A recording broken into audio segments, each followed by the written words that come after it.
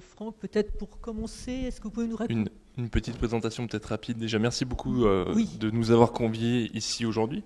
Alors, je suis porte-parole de l'association Avenir Santé Environnement, dont vous avez peut-être entendu parler autour de La Rochelle, qui est une association de parents qui a été créée en 2018 suite à l'apparition d'une surincidence de cancer pédiatrique, notamment sur la commune de Saint-Rogatien. On a constaté une surincidence 4,5 fois supérieure au reste du département sur la tranche des 0-24 ans. Et donc cette association de parents a commencé à travailler en s'intéressant aux facteurs environnementaux qui pouvaient aggraver ou déclencher des pathologies. Et on s'est mis en tête de lutter contre tout type de pollution subie due à l'environnement. Donc on a lutté contre des pollutions industrielles. Est-ce que vous avez constaté à un moment donné qu'il y avait énormément d'enfants? Énormément d'enfants. Alors plusieurs enfants qui... pour comprendre, c'est le CHU de Poitiers qui a déclenché l'alerte, en voyant encore un enfant qui arrivait de la même commune, et donc qui a demandé au registre des cancers de Poitou-Charentes, en partenariat avec la Ligue contre le cancer de Charente-Maritime, une étude épidémiologique. Et c'est cette étude épidémiologique qui a été la base de notre mobilisation, puisque les parents ont tous fait le même constat, c'est-à-dire que les médecins dans les CHU nous expliquent que l'environnement est un déterminant de la santé, et que ce à quoi on est soumis dans notre vie de tous les jours peut aggraver ou déclencher ces pathologies-là. Et c'est comme ça qu'on a commencé à travailler, on a lutté contre des pollutions industrielles, et on a un très gros dossier chez nous, puisqu'on vit sur la plaine d'Aunis, qui est une plaine céréalière, et où on a beaucoup de données, notamment sur l'impact des pesticides sur les milieux. Et on a commencé avec des études sur la qualité de l'air en 2019, puisque Atmo, dont parlait Sylvie tout à l'heure, a rendu des conclusions où on a mis en évidence la présence de 33 molécules présentes dans l'air et des taux d'herbicides qui étaient 7 fois supérieurs aux autres points que vous avez vus sur la carte tout à l'heure. Et on a eu une étude comparative qui est arrivée en 2021 où on a constaté une hausse du nombre de molécules, puisqu'on est passé à 41 molécules de pesticides, et un taux record de France d'herbicides, notamment en prosulfocarbe, qui est un herbicide de grande culture. Et il faut savoir que le capteur est toujours situé au même endroit. Il est à 30 mètres de la porte de l'école de la commune de Montroy, à 200 mètres des premières cultures. Donc on est vraiment au centre-bourg, et les études sont faites d'année en année, on compare justement, et donc voilà, pour nous ça a été déjà révélateur de ce qu'on pouvait respirer de façon générale.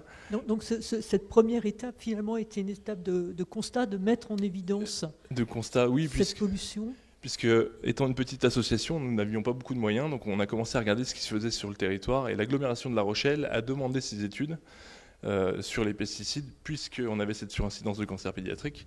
Mais ces études sur les pesticides ne sont pas une obligation pour les collectivités de les financer. Donc nous, on a de la chance d'avoir une collectivité qui a été volontariste sur le sujet. Et le constat qu'on en fait, c'est que sur cette liste de 41 molécules en 2021, on voit des molécules interdites depuis des années, mais qui par effet de rémanence remontent dans l'air quand on laboure les sols ou autres, ou quand on les met en contact avec d'autres molécules. Et on a des cancérigènes, des mutagènes, des reprotoxiques. Voilà, donc on a un effet cocktail déjà assez condensé dans l'air. Et nous, ce qui nous inquiétait, c'était de voir justement ces produits cancérigènes présents dans l'air à côté d'une commune où on a une surincidence de cancer pédiatrique. Donc on a eu cette étude sur la qualité de l'air, et puis après on a assuré une veille sur la qualité de l'eau. Et on a porté plainte avec Nature Environnement 17, donc la branche de FNE de Charente-Maritime, pour une pollution d'un point de captage de l'agglomération, où on a constaté, donc les relevés faisaient état de 130 fois la norme de qualité dépassée en chlortoluron, qui est un herbicide mutagène reprotoxique, si mes souvenirs sont bons. Voilà, donc nous, ça a été aussi une grosse alerte, puisqu'on s'est dit qu'on avait déjà un milieu, c'était l'air, qui était relativement impacté par les pesticides. Là, on avait de l'eau, donc on s'est rendu compte que cette eau-là a été distribuée à 3500 foyers pendant 12 jours avant que l'ARS fasse fermer le point de captage. En parallèle, on a assuré une veille aussi sur l'eau potable de La Rochelle, et on s'est rendu compte... Alors, il faut comprendre que tout le nord Charente-Maritime est alimenté par 2 usines de dépollution qui se situent sur la Charente, qui est un des fleuves les plus pollués de France. Donc on dépollue pour envoyer de l'eau propre, puisque les nappes phréatiques qu'on a sous nos pieds sont contaminées déjà aux pesticides et aux nitrates. Et en période de sécheresse, on se rend compte que le fleuve Charente condense les pollutions et qu'on n'arrive plus à dépolluer, et qu'on retrouve justement des fongicides de la vigne qui viennent de Cognac, enfin du Cognacet, dans l'eau potable de La Rochelle. Donc on avait l'air, on avait l'eau, on a en parallèle des riverains qui ont décidé de financer eux-mêmes des tests sur les potagers. Et on s'est rendu compte qu'on a constaté des taux de chlortoluron aussi et de prosulfocarbe, alors que ce sont des potagers qui étaient cultivés de façon bio, enfin des potagers de particuliers. Et ce qui nous manquait, c'était de la donnée sur l'humain. Et vous avez peut-être entendu qu'au mois d'octobre, on a fait la une un peu des journaux, puisqu'on a financé une étude sur les cheveux et les urines de 72 enfants du territoire. Donc on a appelé ça le projet NEXT pour nos enfants exposés aux toxiques. Puisqu'en fait, quand on a une surincidence de cancer pédiatrique, il faut comprendre que les agences sanitaires, notamment Santé publique France et l'ARS, viennent distribuer des questionnaires aux familles. C'est uniquement ce qui a été fait dans notre cas, pour essayer de voir quelles sont les habitudes de consommation des gens, dans quel environnement direct ils évoluent, est-ce qu'il y a des peintures au plomb dans leur maison ou autre. Et ils ont émis un avis comme ils font partout en France, c'est-à-dire qu'il n'y a pas un facteur commun pouvant expliquer la surincidence de cancer. Et donc du coup, l'enquête se clôture à ce moment-là. Mais il n'y a aucune enquête qui est faite en santé environnementale. Malgré une surincidence, on ne fait rien, aucune recherche. Surincidence et l'alerte quand même du CHU de Poitiers, ce qui n'était pas rien au départ. Il y a une enquête lancée, mais elle se conclut très rapidement par aucun facteur commun. Et donc on s'arrête là. Et on est laissé, nous, en tant que parents, avec nos enfants malades, avec d'autres cas qui apparaissent dans les communes limitrophes, et avec une ARS qui ne fait rien concrètement. Donc pour comprendre un peu sur notre territoire, les études épidémiologiques sont financées par la Ligue contre le cancer, donc, qui est une association. Les études de la qualité de l'air sont financées par l'agglomération de La Rochelle, et ce n'est pas une obligation, mais l'agglo a décidé de le faire. Et ce qui manquait, c'était l'étude sur les enfants, puisque nous, c'est le cœur de notre mobilisation, et nous, on a fait financer ces études. Mais l'État n'a rien financé en recherche en santé environnementale, il ne s'est rien passé de la part de l'État. Et donc notre étude, voilà, on a financé ces tests sur 72 enfants. On a fait ça au printemps de l'année dernière, urine et cheveux. Et on a eu les résultats qui ont été publiés, donc nos amis sont venus les décrypter avec nous. Et on a constaté la présence de 45 molécules dans les cheveux et 14 dans les urines des enfants. On a trouvé des pesticides agricoles, mais pas que, aussi des pesticides domestiques et aussi des pesticides vétérinaires, mais la majorité étaient des pesticides agricoles. Et ce qui est relativement intéressant pour nous, mais aussi effrayant, c'est qu'on a constaté que des molécules interdites depuis des dizaines d'années, tu parlais de POP tout à l'heure, je pense aussi, voilà, sur des tests, on avait de la dieldrine qui est interdite depuis les années 70, à contaminer des enfants qui ont entre 3 et 17 ans sur notre territoire, alors que cette molécule est interdite depuis les années 70.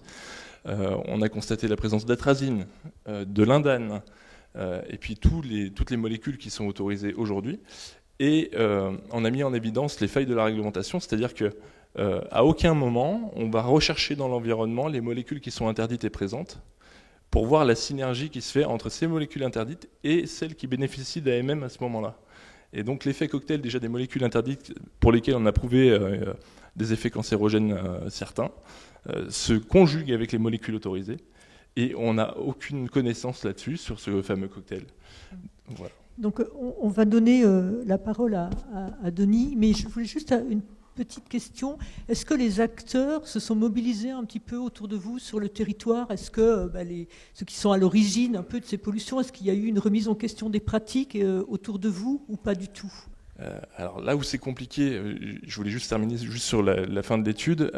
Quand on a publié ces résultats-là, c'est le préfet qui nous a reçus. Alors ça faisait des années, mais on avait d'autres préfets, mais on avait énormément de mal à le rencontrer. Et là, c'est le préfet qui nous a réunis avec les parlementaires, avec les maires des communes, avec Santé publique France, avec l'ARS. Et il a ordonné la saisine de la CNDP, la Commission nationale du débat public, pour essayer de mettre un cadre, une mission d'information pour essayer de lancer de la recherche, mais du côté de l'État. Donc ça a été notre petite victoire. Du côté de l'État, c'est celle-là. Et après, du côté du monde agricole, en fait, nous, on a toujours été clairs sur les revendications des riverains et des parents qui nous accompagnent. C'est-à-dire que pour nous, l'agriculteur, je dis bien l'agriculteur, je ne parle pas des corporations, hein, l'agriculteur n'est pas responsable. Et ce que tu disais tout à l'heure, c'est tout à fait vrai. les produits bénéficient d'autorisation de mise sur le marché, et nous, ce qu'on en entend, c'est mais les produits sont autorisés, pourquoi est-ce qu'ils seraient dangereux, ces produits-là? Et il pourrait y avoir, au-delà de la législation, une prise de conscience. La prise de conscience, je pense qu'ils sont pas. Enfin, voilà, ils savent aussi quelle est la qualité des produits qu'ils utilisent, mais ils sont dans un système, notamment chez nous, où il faut comprendre qu'entre La Rochelle et Niort, on a des plaines céréalières où on a une grosse partie de ce qui est produit qui part aussi à l'export. On a aussi des corporations financières qui mettent une certaine pression économique.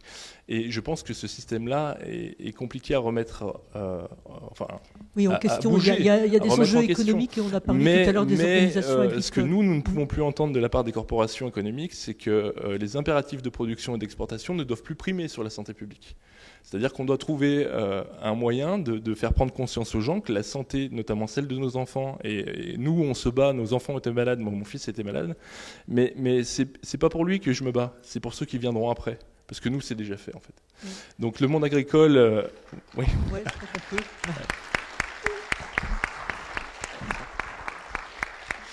Je disais juste le monde agricole. Les agriculteurs, on arrive à discuter avec eux. Les corporations, notamment les syndicats qui défendent justement cette agriculture productiviste, c'est très compliqué. D'accord. Voilà, merci. Ça rejoint les propos de Giovanni tout à l'heure.